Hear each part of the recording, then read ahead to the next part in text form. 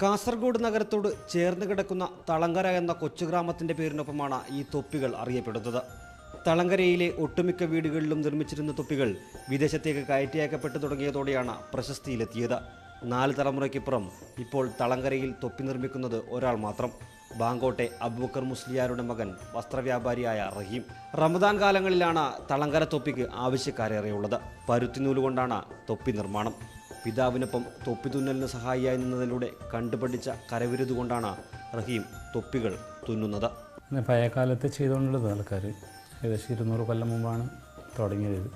എൻ്റെ കുടുംബത്തിലെല്ലാവരും ഉപ്പാൻ്റെ ഉപ്പൊക്കെ ചെയ്തുകൊണ്ടിരുന്നു. അങ്ങനെ ഞാൻ 4ാമത്തെ തലമുറയിൽ നിൽക്കുന്നുള്ളത്.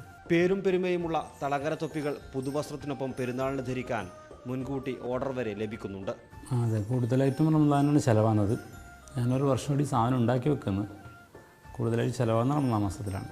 കാസർഗോഡ് തളങ്കര തൊപ്പി എന്ന് പറഞ്ഞിട്ട് ആൾക്കാർ വരുമെന്ന് ചോദിച്ചുകൊണ്ട് പാരമ്പര്യത്തിൻ്റെ ഒരു ഇതെന്ന് വെച്ചിട്ട് നല്ലൊരു സന്തോഷമുണ്ട്. ഒട്ടേറെ തലമുറകൾ കൈമാറി വന്ന തളങ്കര തൊപ്പികളുടെ നൂലിഴകൾ കോർക്കാനുള്ള നിയോഗത്തിൽ റഹീം സന്തുഷ്ടനാണ്. പ്രദീപ് നാരായണൻ, ന്യൂസ് 18, കാസർഗോഡ്.